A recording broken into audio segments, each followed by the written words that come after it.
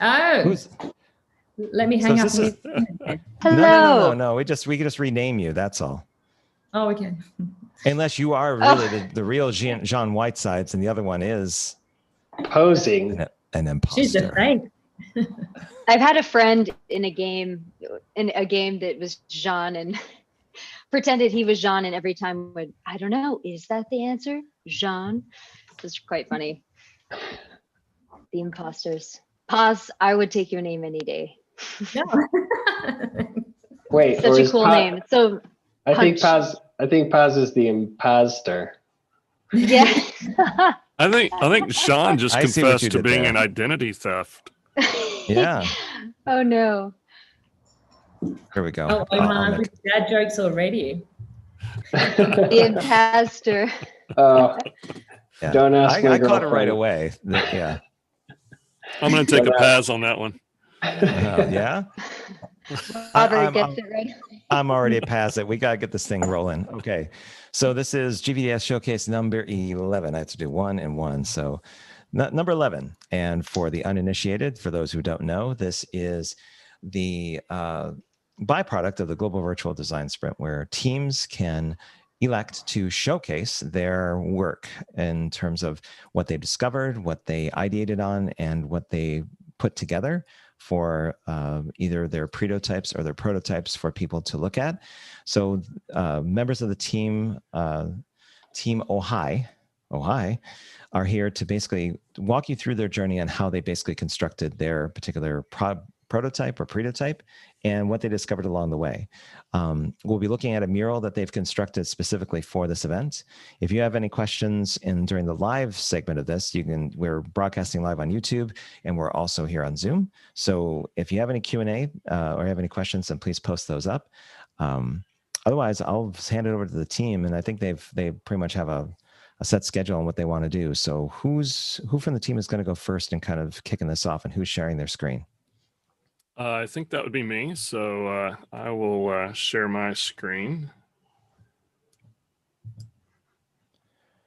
when you are ready. I think you have access, right? Should be able to. Yeah. I'm just adjusting. I just realized I need to make things a little bit more friendly for everyone to view. Close the 36 tabs that you've had open all week long and finally give somebody like a full screenshot of the mural. Someone introduced me into another tool that allows me to suspend tabs. So now I have many, many, many more open. The Great Suspender. The Great Suspender. It's an awesome tool. I highly recommend it. It feeds the, you're enabling it. So yeah. You have windows that save groups of tabs, and that's even better. Yes. Okay. Let's see. Are you able to see my screen now? Mm-hmm. Okay. And that's the mural board, right? Yes, definitely. You were not kidding about those tabs. Holy Toledo. Yeah, I told you, I'm not kidding at all. That looks like an actual physical mural in like downtown Austin. Like somebody who just basically, it's artistic work of everyone that's ever passed by there. There you go. It's a mosaic. All right, let me get this kicked off. So first off, thanks for having us, Robert. This is Team Ohio. Oh, hi. Hey. I do that all the time now, by the way. So first, I'd like to introduce the team real quick, and then we're going to tell you a little bit about our project or our challenge. So we've got the dream team here. Let me introduce myself first, Andy Davis. And so my role was the advisor. And so I did my best to help the team along. And then we have, we don't have names up here. Sorry. Team, if you want to fill in your names real quick, that way it's on the video. We've got Jean Whiteside, and Jean was served as a researcher and also really overall kind of generalist to help us work through the prototype and find our way through the maze of all of the options that we were consuming in terms of our challenge, which we'll go into a little bit. And then we've got Eugene, and I don't remember his last name. And Eugene was, Shindarov, that's right. And Eugene was very helpful in design and research as well. Really brought a lot of sort of some critical thinking and to the team, and really helping us evaluate the full spectrum of the possibilities of our approach and how to consider our solutions in what context. And then we've got Paz Saavedra, I believe I say that right. Again, she helped with research, kind of a generalist throughout the design sprint, really helping us shape things along the way, offering great perspectives. She had some great solution sketches, and it was a great asset to the team. Omar Corona, so he helped with the facilitation, and he did some research as well, really helping us dig deep in sort of these critical concepts around learning, which we found is a very vast landscape, and really helped bring a lot of things to light and helping us consider things in the way we should. And then last but certainly not least is Eva Slottick, and she managed all of the facilitation and did a fantastic job at guiding the team and pressing the gas pedal when we need to press it and tapping on the brake when we need to brake. And she also did a fantastic solution sketch, which we will be showing in our showcase today. So a little bit about our project or our challenge. We were focusing on learning, and this is our statement that we came up with, and I'll read it to you.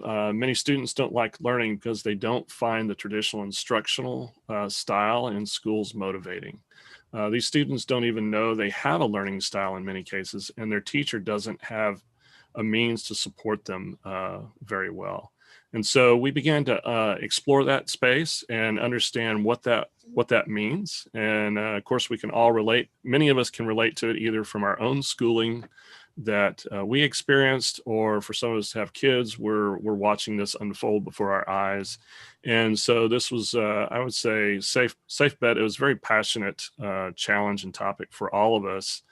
Because we can all relate to the disengagement that can occur when in the learning realm and the learning space, especially when things are not done well and executed well. So we were excited to explore that space. So I'm going to move us over here to our how might we's. We came up with a few how might we's, and how might we help children leverage their dominant learning style to succeed at elementary school?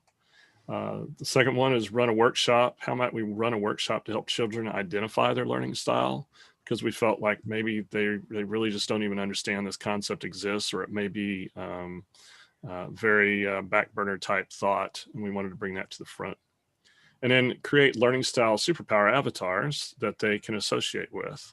And so this is one of the things we started exploring about how can we associate their preferences with a positive aspect of learning and something they can engage with and almost wear like a badge of honor. So we moved on from our how might we's and we started doing our can we's. And so this is where we began to sort of understand what obstacles or what things we might need to consider doing in order to achieve and deliver on our how might we's. So the first one is how can we gather all the material we need explaining learning styles. So we recognized that we were not experts in the space, and that we needed to really figure out how we were going to get this information and how can we make this information or position the information in a way that that the users of our solution can benefit from that. And then we also considered, how can we incorporate learning systems in our learning system testing, and that was also a very important piece in trying to understand, how that plays out. And so this is early on in our understanding. And then how can we find an engagement instructional designer for feedback? So we recognized that we really needed to, it was important for us to get feedback and understand those feedback loops and get that guidance on how we position our solution in the context of the users. And without that, we felt like perhaps the success would be limited. So we made our way through that, and we got over here to the pot of gold and the bright sunshine and the mountains. And we said, you know, what's our goal look like, right? And so we started understanding it in the context of today, but also in the future. And we said students actively seek learning material that is specific to their learning styles and suggesting improvements. And so what that really is about is students becoming kind of drivers of their own destiny to varying degrees. We felt like that was a big goal. And if we could achieve that, that could really revolutionize or change the lives of many people if that could be achieved. So I am now going to pause because that was a lot of talking, and I am going to hand it over to Eva Slottick, and she is going to guide us through the solution sketch and the solution. Thank you, Andy. So we had a lot of very good solution sketches, and team actually chose. So shall I say, share my screen then, Andy? Certainly. Yeah. I'm going to stop the share and I'm going to give that back to you. Because I just started zooming on the Zoom screen and it doesn't actually work. All right. I don't have that many tabs open. As do you. Good. Yeah. That is a much better option, I think. All right. Yeah. So actually, the sketch that I created was voted the most as a top sketch, and then we took that forward into a solution. So the sketch that I created here was basically answering the question, can we create a workshop that helps children identify their learning style?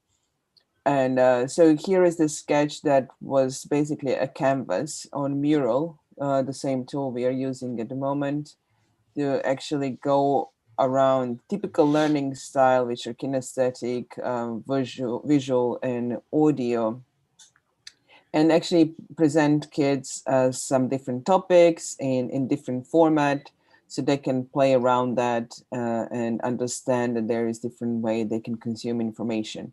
Which actually brings me back to the point which I would like to just drop in now, because Eugene was really a strong advocate for moving away from notion of learning style, because the recent research, and it's not that recent, actually, I think it's last 15 years or even more, that learning styles don't really exist and don't help as such.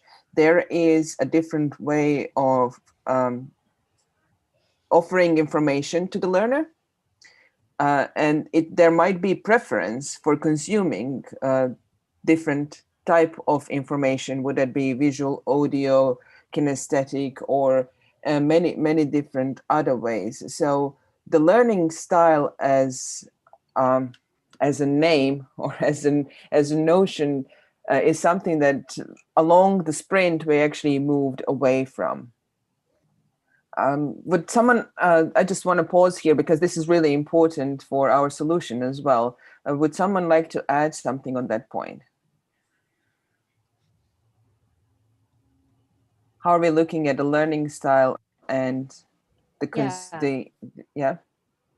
I love that. And I think it was you, Ava, who talked about the creative tension, and Eugene really brought that into. He had his master's degree in education from a few years ago and kind of redigging at some of his research and just how far we've come in terms of our mental models of the world, and that it's such an interdisciplinary world. So it's not about one way to look at things, but you really have to take in multiple modes of it.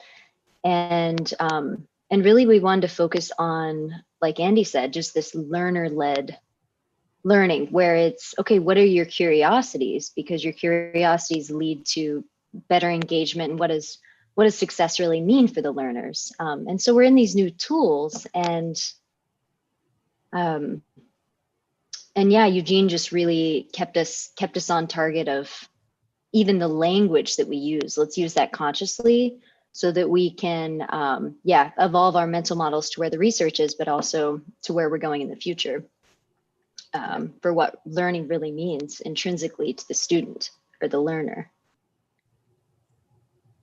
Yeah, I'd also add that you know, the research does say that it's not that it's not that a person, a student, is a visual learner and a visual learner for life. It's that we have these different inputs of how we learn things, and we use all these inputs. We use them to formulate our own conclusions about these things, right? So we might get you know, we might read something, for example, but then we might go out into the world and test it, right? Like kinesthetically.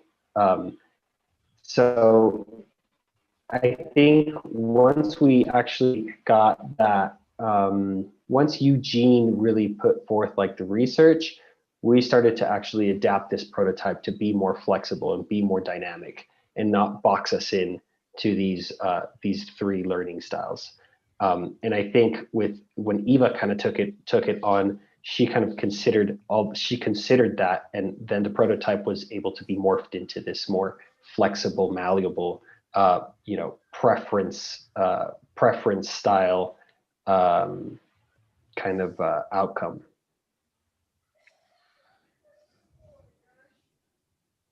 Great. Yeah, and Anyone even- else? Yep. Anyone else? I was just going to mention Eva's design. We chose her sketch because she was going for this organic nature of it. So we pulled in some of these different characters like the rabbit and the roadrunner, but she sketched it out on her iPad to make it just really approachable and organic, where the lines aren't, you know, so linear and perfect. And I thought that's a really good design insight that we ran with. Great, thank you. So this was important to mention because the solution sketch itself was focusing on 3 main learning styles that traditionally were actually in the research. And what actually changed from the sketch to in the actual solution was more flexible approach to that. And it's more about, as Omar said, provoking curiosity in kids rather than identifying what am I? There is an aspect of it, what am I in it, but it's more how do I like to approach this question or this topic, and then having a choice, which usually kids don't have. So we are very pleased that actually our prototype is tapping into that. So the prototype is here, it's a mural canvas. As Jean said, hand-drawn on the iPad, which gives, by our users, it actually gives a little bit more approachable feeling, and they liked it, so we're going to get to that later. So it basically takes kids through 5 steps. First step is to choose a topic.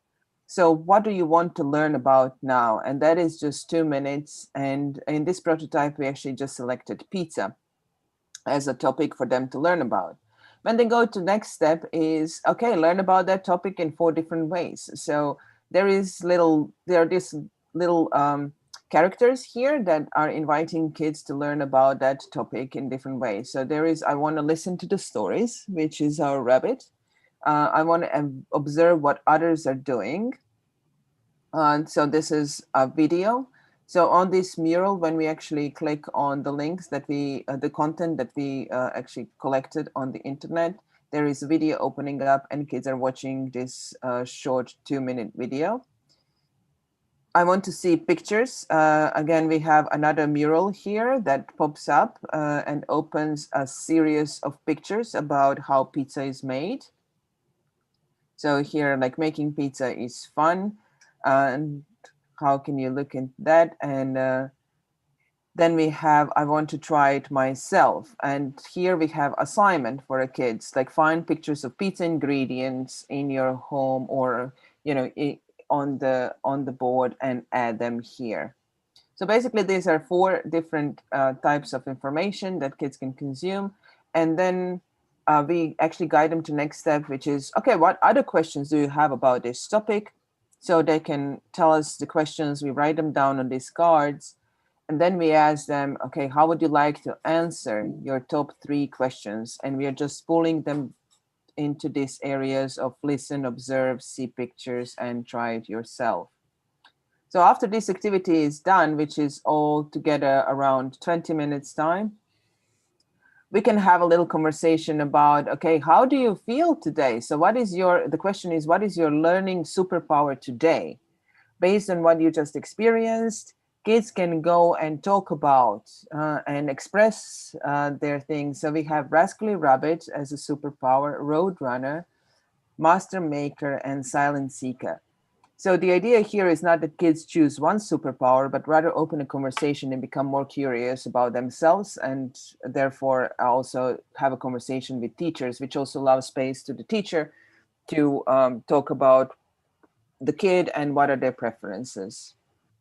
And then we have a little guide here, what is next? So what kids can do next, and what parents or teachers can do next. So the prototype is also aiming to help parents and to help teachers to just have this conversation about learning and help kids find the way they learn.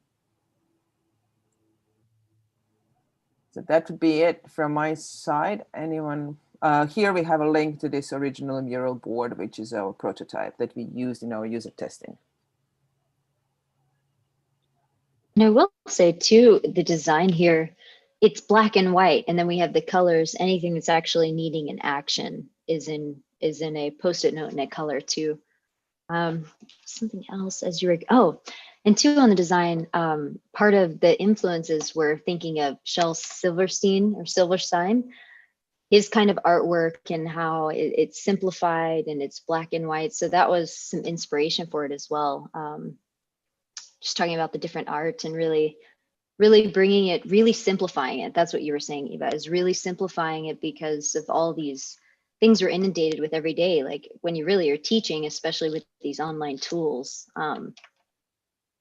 make it as simple as organic as possible. So I think that's beautiful. Can't be remiss. I agree. And I think the other thing that was really a great part of the design sprint is we built all of this together. So we literally just cracked open Mural Board and we started building all of this out. And we had several iterations, but it was a great example of how you can use really basic tools or seemingly basic tools to come together and build out a prototype. And hats off to the team for that job, because it was a lot of fun and I think it was very effective. Yeah, that was great. For example, so I was doing the sketches first while other team members were collecting the content and actually having a discussion what kind of content we want to have here. So everything was happening really, really smooth and fast because we were working on the same mural board and making decisions through voting, and yeah, it was done really nicely. Yeah, and we did find out that, and that's part of kind of our user testing, is just that this is mostly ideally for learners like 8 to 11 from the people that we've interviewed so far, the little people. And I guess we'll go into that a little more in some upcoming sections. But Don't you think if you're done here with the prototype, that's the next step? Okay, perfect. Well, then I will take on the torch. And I will stop sharing. So the torch is yours. Pass it over. Pass it over.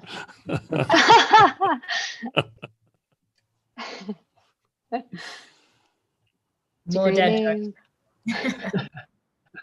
Add dad jokes. All right, so you should see me here. Let's see. I'm actually, one moment. I think I put the link in the chat if you need it. Yeah, I think I just exited out of it. Sorry, y'all. I can put it in there again if you need it. All right. Yeah, sure. Why not? Thanks, Andy.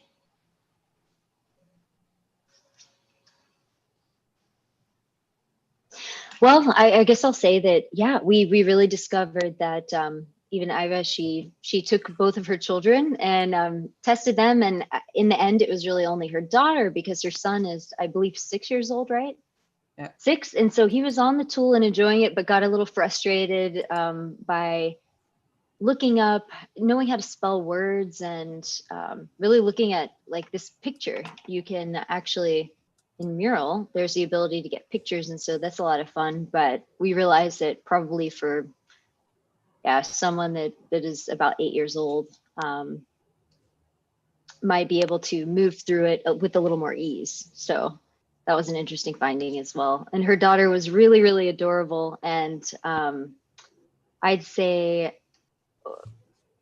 really thought about, it's the way that it's facilitated as well, because you're asking them, you know, what other questions do you have about this? Which methods do you like? Is it auditory, or what works for you really today and in the moment? And her daughter thought about new learning styles. She's like, well, what other ways can you learn? And so it's, well, you can ask someone else in person. You can also go to a library and look in a book. And so really just having them thinking about all the different ways you can learn and the ways they want to interact with the world, and really making it about them and their curiosities, like we said, is, I think it's kind of a new way of thinking overall in our world. And there are a lot of non-traditional education, which is also someone else that we interviewed that's Eugene's friend in North Carolina in the United States. But she is working at an outdoor recreational center. And so she even calls herself, I forget what her title is, but it is about non-education. They're working with schools on field trips, but they're using their senses. And it's really more about somatic sensing in the way animals and us interact with the world. And so when we're thinking about learning styles, or just the way you want to learn and the different ways we can learn together to make it stick more, I think is what we're kind of going for, without getting into that depth with the learners, you know, at 8 to 11 years old. But it's a lot of fun. And so some of the things, let's see if I zoom in here. Am I sharing yet? Yeah. Yes. Okay, perfect. Okay. So let's see. So some positive statements where everybody loves the photo hunt. I mean, Mural, like, it's an interactive tool. You can look up images and icons and have a lot of fun, shapes, bring in just, there's a lot of creativity because it's in a higher dimensional space. You have more options than, you know, a Google Doc or something else that's collaborative. We got some really good insights from the teachers that think that this does emulate a mini lesson with checkpoints and questions. And we really realized that we have to stick with a short period of time. So maybe 25 minutes to a break. But also from the students themselves, they were saying, this activity has to be a longer series or a longer learning theme, because otherwise, what's the point? That was what Iva's daughter said. It's like, what's the point of this workshop if it isn't, kind of in her words, was if we're not going to work with it again. And so the teachers are saying that this really we can incorporate this in kind of in some of our language that we're even using with the students. So a way to also understand more, like, get some insight into who they are as people as well.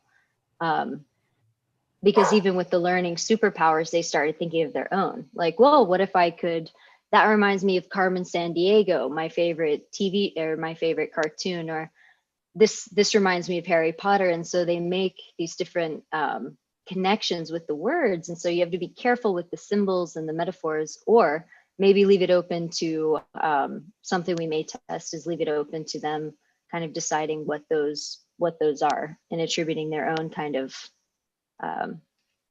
ideas to them as they're learning.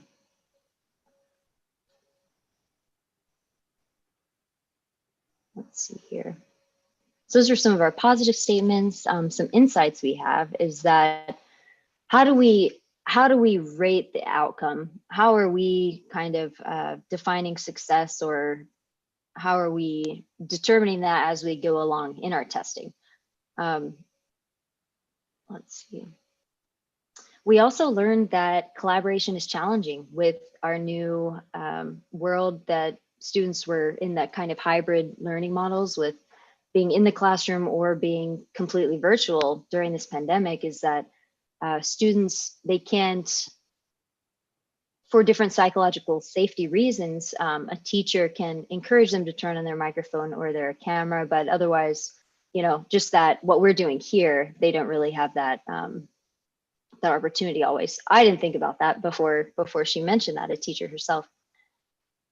Again, students need many different ways of how information is presented, because at the end of the day, it really is like, what is their experience with that information, and when does it internalize in a way that makes sense to them in their perspective in the world. And I also loved, you know, when we went into this sprint, is we decided on education, and then Iva took us through a storytelling session. So we took about an hour and a half together to talk about what are our stories with education, what is our passion there. And so as we were going through the challenge, one of the stories is like the ability to sketch in a classroom, and pulling out a sketchbook is actually a better way to focus. But sometimes in a traditional classroom model, it's not acceptable, because then you have a bunch of students in a classroom not paying attention, but maybe that is their way of moving through the world and really being able to pay attention and focus in. And so parents being able to work with teachers in those ways, I think, was something we talked about that was really insightful, in the way to present almost from a designer's mindset of that perspective with the teacher to almost help them grow in their abilities to work with so many different types of learners. All right, and some informational statements. Okay, so this was an interesting insight. This was again from Iva's daughter, but she says, you know, like her superpowers, her learning abilities are changing every day. And so this is kind of, and she actually chose between our 4 different superpowers or archetypes for learning, listening, kinesthetic, etc. She kind of circled different, she wanted to be a little bit of all of them. And so we didn't get into her logic behind that, but it just shows that they are seeing different learning styles to hold on to. And really storytelling was a big theme.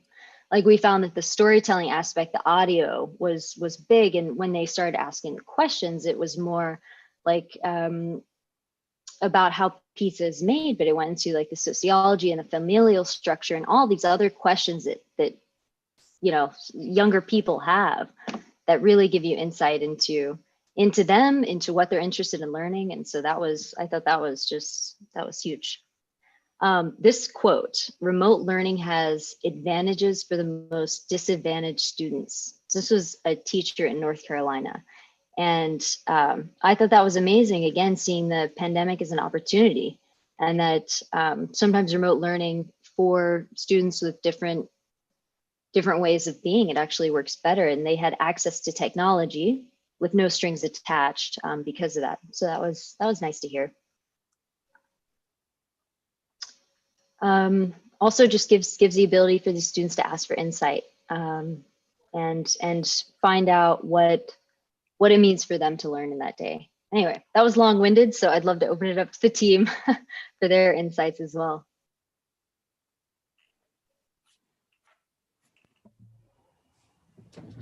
Yeah, I think we got a lot of really great feedback, both from the testers and the educators who kind of, you know, live every single day with these students, and how they learn, not only like in pre-COVID, if we're calling things pre-COVID, post-COVID now, but like remote learning is just you know, unfortunately it is a huge pain point for everybody. And I think when there is chaos in a system is when those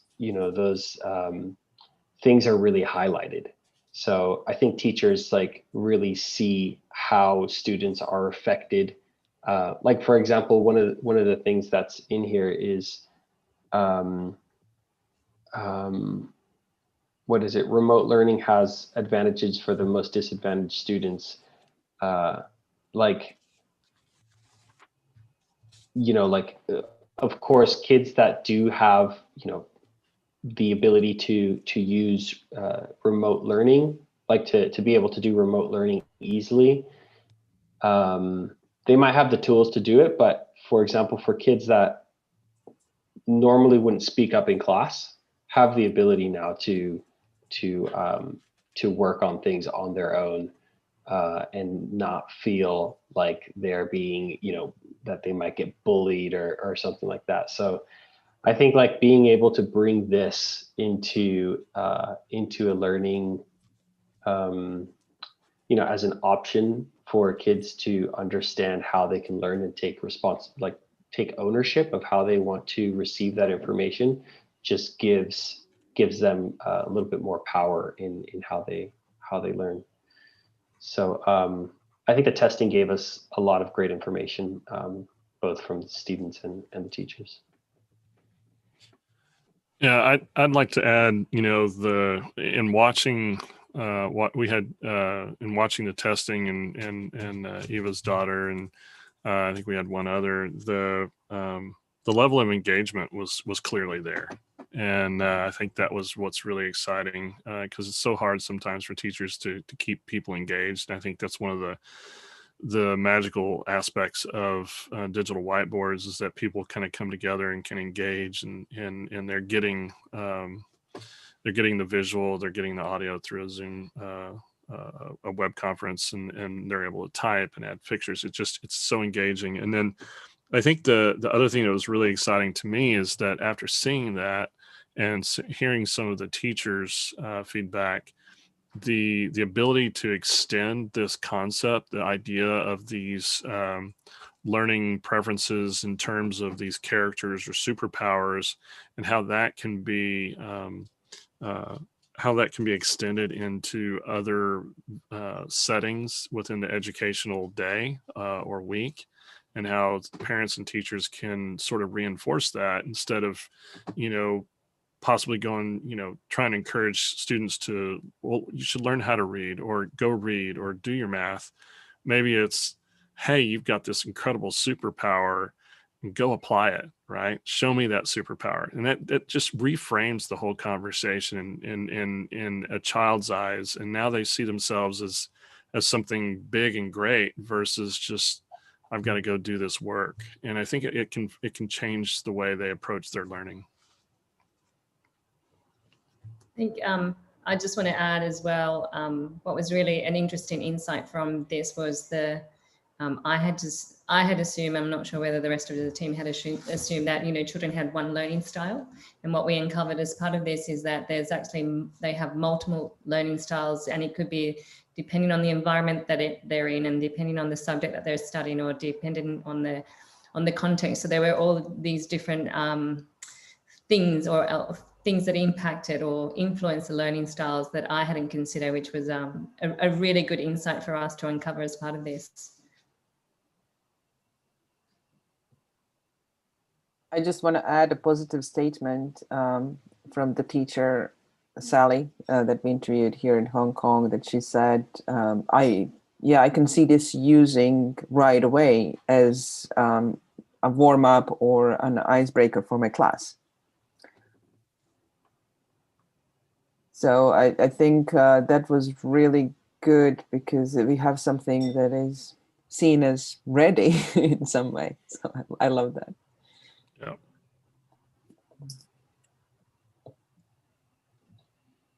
Sorry. So, well, thanks everyone. Do you have something else? No, I'm saying I just moved that up to a positive statement. Oh, gotcha. Yeah, it's a working canvas. Hey. Yeah. All right. Does anyone else have anything? All right. So, so really after the sprint, we all got together and did a little retrospective. And in this, this is our invalidation.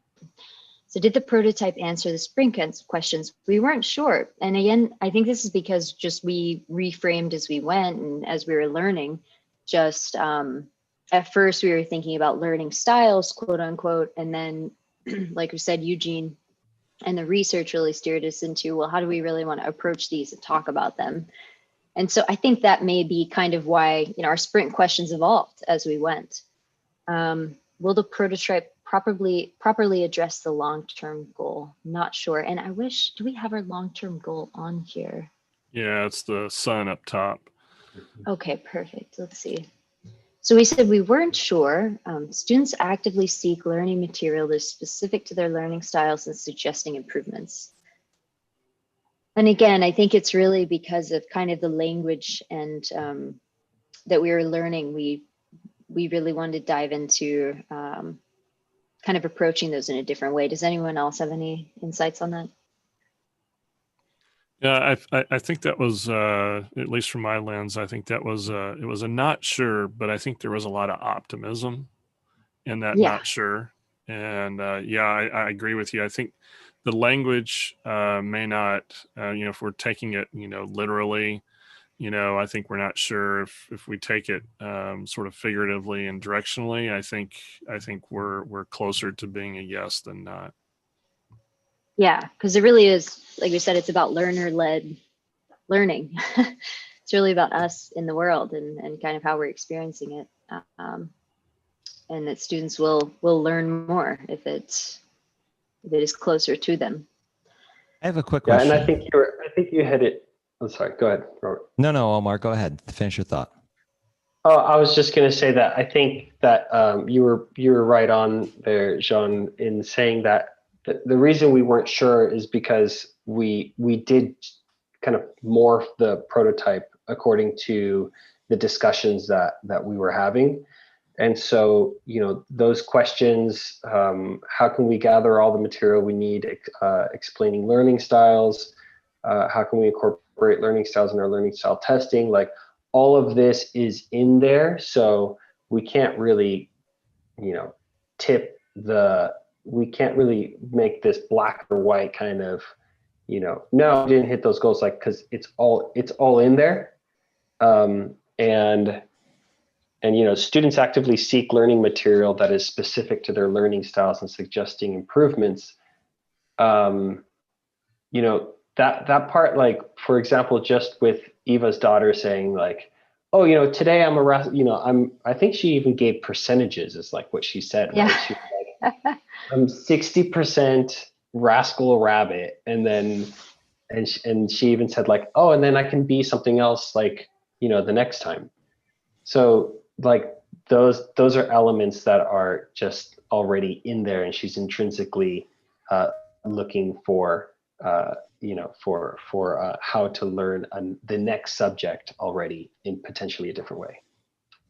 Yeah, and it's so cool how she just, you know, it was even, we were trying to figure out the method, you know, the mind behind the percentages and everything, but for them it's just like, well, this is how I feel, this is it, and it makes so much sense, and then we try to philosophize about it, but it's cool just being able to see them just express that, and you know, well, that's it, that's all I really have to give you right now. It was very natural. Yeah, absolutely. Yeah, and so I think these are kind of keen. Yeah, keen. We're not sure, but like you said, Andy, definitely optimistic. Just we have to keep that keen neutrality as designers and as we're evolving this thing. And do you think we addressed the challenge we took on a team? Yes, that was a raving yes. All right. So overall, we had 8 sessions. I think Robert had a question. Oh, Robert, yes, That's right. please. So I'm just going to do a really quick question. Do you think for this type of format in a virtual environment, would it have been better to ask the sprint questions and the long-term goal right before you started user testing instead of at the very beginning?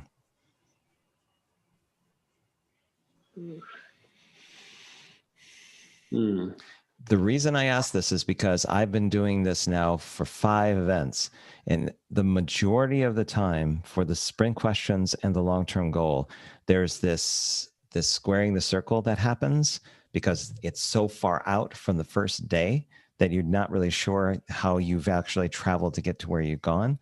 And I wonder if it's more relevant if you reframe the sprint questions and the long-term goal based on the work to date at that point.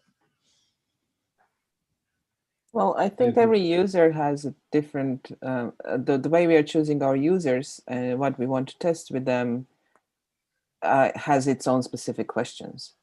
So the sprint questions in the beginning are helping us narrow down and focus on a prototype that we can create fast enough to fit in the format.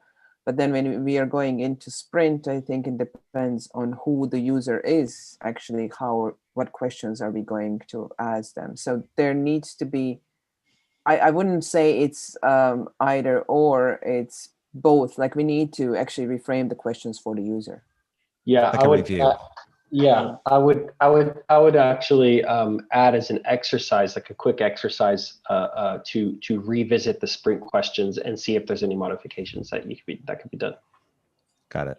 Okay. I agree. I agree. 'Cause you kind of keep validating or finessing based on the information that you're finding along the way. Mm-hmm. And the sprint questions give you a bit of a North Star. Yeah. Yep. Sounds good. Just want to clarify. As you were, please continue on with your showcase. Wee. Statistics. Well, these have kind of been in front of our screen for a while, but this is just what we went through. 8 user tester interviews. I thought that was definitely a great call out. And we have more to come, and we are planning on continuing to iterate on this. All right, and now let's see, what is next? Where is 19? 19 highlights. Who would like to speak to our highlights? Yeah, I think we're going to tag team, but go for it, Omar. All right. Yeah, so the highlights we basically just got from our retro as well. So that's how you don't really see our names here. And it's a bit of a mix of, I mean, it's mostly on the prototype, of course, but for example, one of us said it works as a workshop and we can see potential. And again, like, you know, one of the things that we mentioned as well was that, like, we did some research and we just didn't find any workshops for kids, which was quite interesting because we work, you know, a lot of us are doing, you know, we're facilitating workshops for so many things in the business, in the business world. But, you know, you actually get a kid to do a workshop, you know, like Eva's daughter, and her eyes were just like lit up, you know. So what would that look like to do a workshop with a couple of kids with a bunch of different subjects? I mean, in this case, we just did learning styles, but, you know, what else could you explore that would be really fun for kids? And it's not just like, it's not just a game for kids that they're just sucked into playing, you know, I haven't played a video game in years, so I can't even say what kind of a game, but it's an interactive thing where you're actually collaborating with people. And the fact of the matter is that, you know, these types of interactions are just here to stay. I mean, post-COVID, we are just going to be having a lot more remote collaboration and online collaboration, not just games. And how that is going to translate over into a, you know, virtual reality or augmented reality setting, there has to be sort of a cushion or a transition, and this remote collaboration potentially in workshops is one of them. I'm That's going great. into a long. It's a great insight. For that. No, that's great insight. It's so true. It's so true that this is a good kind of transition to the more advanced technology that we're going to see in the next, whatever, 20 years. Yeah. I mean, maybe it's all part of the plan, but we don't know anything. Now I'm going to have FBI on me. No, so another insight or another highlight was it was simple and easy to use and to iterate on. You know, this was another thing, like it's a mural board. You can quickly switch things up, create assets, create elements that you can easily morph and change for your demographic or what you're learning, what you're teaching, better yet, what you're facilitating. Another one was that it was viable and it leaves us curious and asking questions. I think this was another thing that somebody mentioned, where we kind of just wanted to keep going. I mean, after we did the prototype and after we did the retrospective, all of us were like, this is actually something really cool that we could see each other, we could see working with each other some more. We were also very passionate about moving forward, like I said, and another one was it was a very viable first round of testing. It gave us some good info to work off of. Again, I think we got some really good insights from the user testing and gave us, I think if we had like another week or so, we'd be able to make this really, really fun. We also said that the design can be used for a variety of subjects with some tweaking. Again, this is kind of like something that you could literally put online as like an asset for, for other facilitators to be able to use, depending on the subject that they want to teach. The design worked really well for users as well. We found that using Mural was very friendly towards the users that we had in mind. And somebody said was, I wonder if we should put this through a pretotype exercise. So how might we able to try to even kind of monetize this in some way, bring people on by doing some sort of push on social media or something where it's like $5 to have your kid be a part of this event, see how much action we get from that. And testing was done with our target users. So that was a really great part of this, was that we actually found users. I mean, Eva's daughter was right next door, but we were able to test it on some actual users, and that turned out to be really, really fun. So yeah, I don't know if anybody else has some other highlights that they would like to point out. Anybody at all? You covered it really well.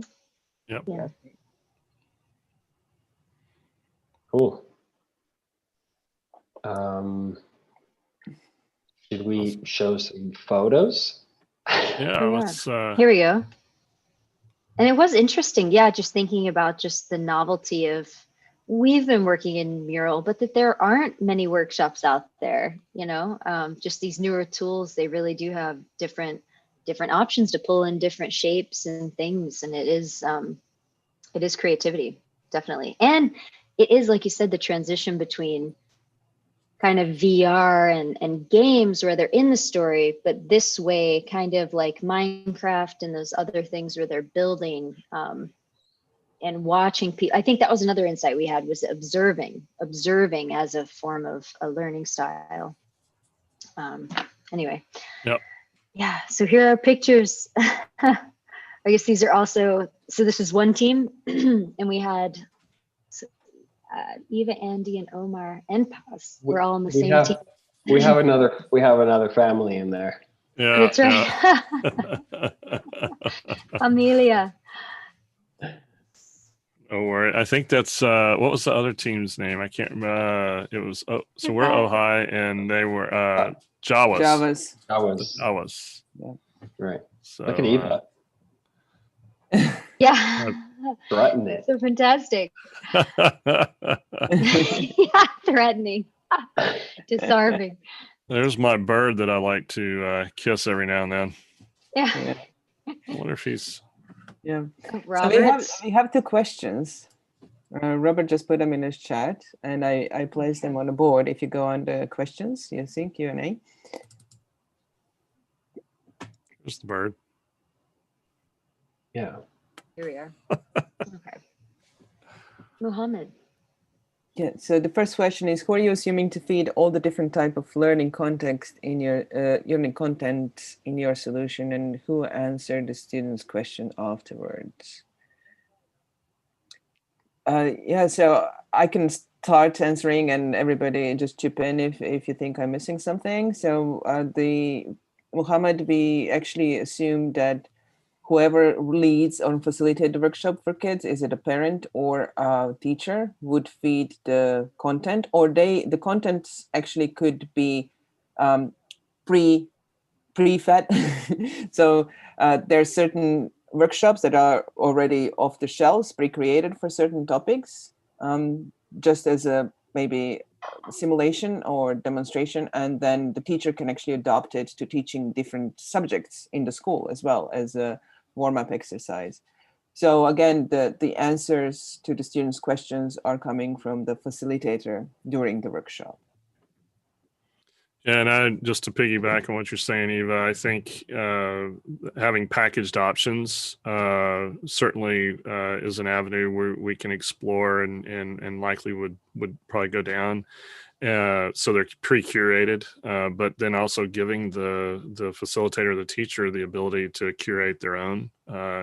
It's so easy in Mural, and we also see that having a teacher's guide or facilitator's guide on sort of how to use the mural and visions and around what possibly could be would be very helpful. Yeah. So which is actually a next card that Muhammad actually, it's not a question, it's just a note. He says that it's, the mural can be used to create a template for each lesson and set different learning types attached with links to current lesson. Yeah, good question.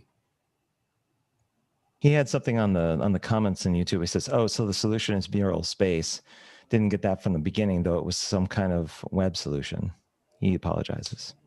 No, well, and the thing is, too, is I think this was another thing that we noted was that Mural was our the platform that we used for the prototype, and in a perfect world, you might create a different solution, as Mohammed is kind of suggesting, because potentially you could have in our prototype we gave 3 sort of options for choosing what to learn, and that was bread, pizza, and cake. But potentially there could be a whole you could run the gamut of what you would be learning, and obviously Mural is not kind of the best tool to adapt to that, and we are using links to show different pictures. We're using links to YouTube to watch a video, or with some of the stuff that we can only fit so much in order to try something yourself, for example. So potentially this would be this could be a lot more versatile in what you can choose, how you can how you like what subject you choose, how you choose to also receive that information, and potentially how the facilitator can then also answer your questions with also some preloaded or prefabricated answers that one might expect. And like Eva said, this also gets translated out of the workshop, where a teacher can then answer those questions for you more in depth, and where that might lead. We can't really say yet.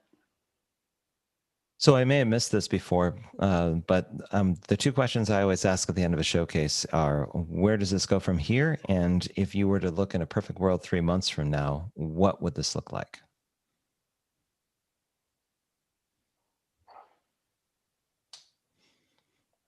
Omar, I think you have all the answers.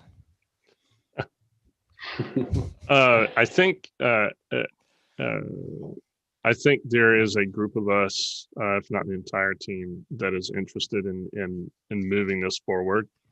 And I think the appeal, I think the big appeal right now is that Although Mural may not be the perfect tool, it's enough to get the job done for us to see how what kind of value this creates in the educational space. And then from there, it could fuel all sorts of things. So I think it's safe to say that where this goes from here is, I think, we're playing around with the thought of prototyping, but also maybe just getting some users out there to use it in a real setting, and then collecting those feedback loops to find out how we make it better. Part of the upcoming COP is going to concentrate on those post GVDS pretotypes and how someone can construct them in a lightweight fashion. I know there's already like an extended name thread for pretotyping experiments. So part of the session, the planning session, is going to be okay. Out of everyone there, let's figure out what dates work for everyone, and then set a tentative agenda around. Okay, this is from our particular prototype. We want to kind of do some initial testing in the market. What can we do that's really lightweight, that's not going to take a ton of time, but that we can set it and forget it for a while, and then just kind of see what happens by the time the last week of the month rolls around. So we can take care of our family and our work and our usual stuff, but then that kind of sits in the background, and we can kind of see what the performance is like. Yeah, that sounds good. Rest of the team, what do y'all think is on the where does it go from here, or even the 3 months from now? And we didn't really address that, but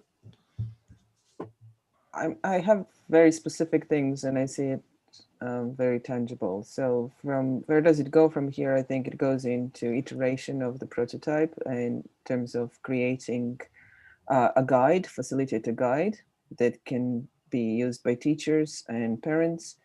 It also needs improvement on the characters, like superpower characters, and also some kind of technology behind getting the links and the content inside that will help facilitator actually get it in faster.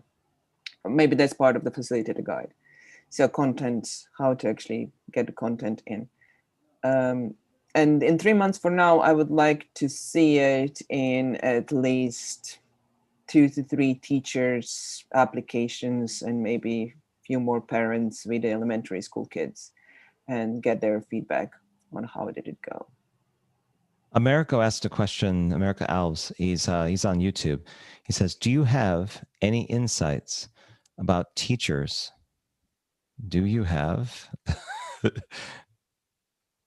any insights about teachers forcing the system to officially bring these more student-centered solutions to the classrooms?"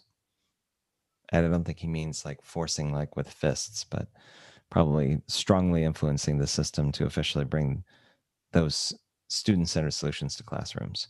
Because it says, in my perception, actors of the educational system are enthusiastic towards those approaches, but they show zero skin in the game in terms of adoption or forcing the system to move forward. Thoughts, team? What do you think? Well, we had Sally, who is an international school teacher here in Hong Kong, and she was actually talking about that this is not far off from what international schools are doing at the moment. And so that is a high and positive, I think, extreme in terms of system and education, because those international schools are private schools, and they are actually investing into, getting the top approach and the best approach at the moment. So that's what I know. So I think there are teachers, and she was also saying, like, it depends on the teacher and how a teacher will approach their teaching. And there are teachers who will do it and who will put a lot of skin in the game, and there are teachers who will not. So, and that's everywhere, even in international schools and top schools or government schools. So it's the same thing. So there are different contexts and situations. It's just a matter of finding the right situation that seems to not only align with what you're offering, but everyone's interested in seeing what the outcome is. Granted, there's a perception it's going to be positive or moving the needle forward in the right direction. Got it. Well, one of the big stressors, I think, on educators is that they've been completely saturated as well bringing everything remote. So I think, you know, one of the potential problem statements that we looked into is how we might help educators build their own classes, like with their own assets online, like just to make it easier for them. And that's one of the things I think that makes it hard for teachers to force the system to make it student-centered, because there are a lot of incentives for it not to be student-centered. I mean, for example, just publishing companies are huge, basically like, you know, educational lobbyists that don't allow for flexibility in the system. So I believe that once there is, you know, after all this, when we actually take a step back and see what happened, we'll be able to kind of put together something that is a little bit, you know, more focused on each individual person, taking into account something that we really did get a lot of insight into, which was blended learning, for example. How might we bring one topic, you know, say it's cooking or baseball or something, and stretch it out along, you know, 4 or 5 subjects that consider math, that consider chemistry, that might consider history or anything else. Being able to surround students with one topic on all these things kind of gives them a very holistic way of approaching the world. So the remote, I'll say one thing, the remote and blended learning effort that was taken up by multiple teams in GVDS 4, one of the interviews that stuck with me that I listened to was a teacher saying, you know what would be the best adoption for any ideas y'all have? Walk a mile in my shoes. Be with me while I'm going through the process. Volunteer your time to help me with what I'm doing. And then I'll be more than happy to look at what you're doing and seeing where it makes sense to put it in. Because then if we have a shared experience around what I deal with and what I'm doing for the students, then I can better figure out how your ideas fit into my workflow. And if not mine, then someone else's. And I don't know why that was like back in like late May or something, but that always stuck with me. Is like that they were just being sincere. They weren't being rude. They're just like, I love the idea, but you've got to understand what you have to swim in my stream for a while, because then when you know all of the outside forces and the demands of the students and the teachers and everything else that are in my world, then we can both talk about how what you're talking about works into that model and how it basically makes things more efficient. So that was my only comment. I know, and Andy and Jean, you had something to say too. Go ahead, Jean. I was just thinking too, just on these non-traditional schools or Montessori or more progressive, like with one of our interviews with someone in North Carolina, a teacher there, that state within the United States is a little more progressive. And so they are more adoptive of these types of things. But overall, I mean, if you think about just a traditional Zoom meeting, we're kind of over that because it's static. I'm talking about with my friends, it's just static. Only one person can talk. You can't really collaborate. And so really, these tools are still novel for other people, but just bringing those to them, I think, is really important. Anyway, Andy?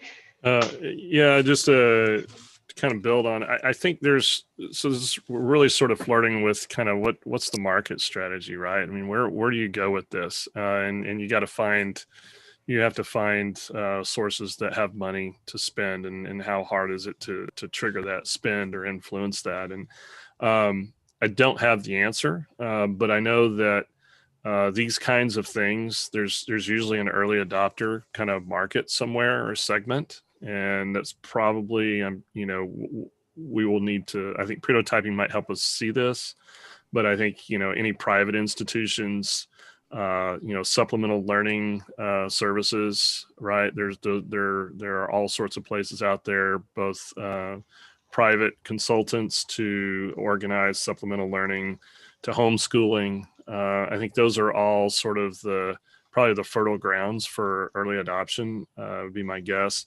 Then I think when you start approaching larger institutional public education, I think you really start, that gets a lot harder. And I think some of the ways you can break that ground is possibly actually hitting up colleges where teachers are learning to become teachers, and exposing them to these tools and these methods at that stage, right? And getting sort of that knowledge growing there.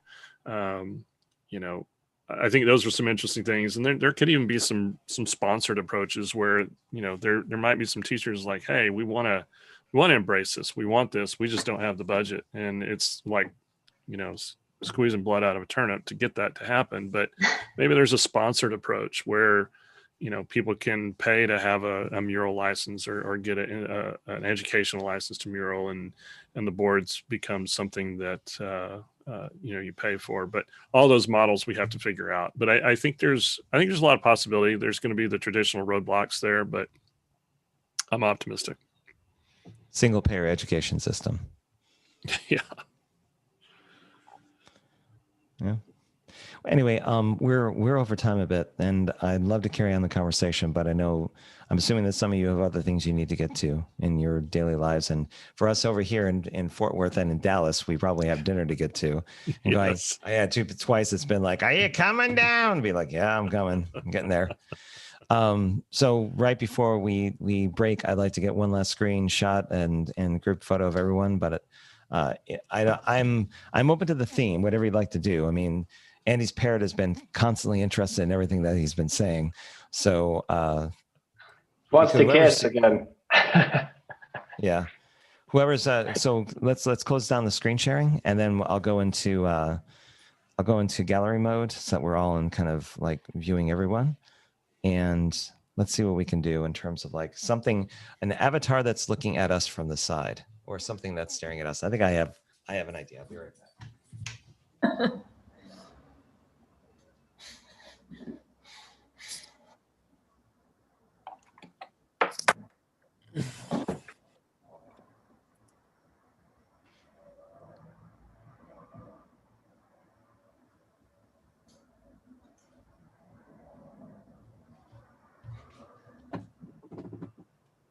Oh, all right.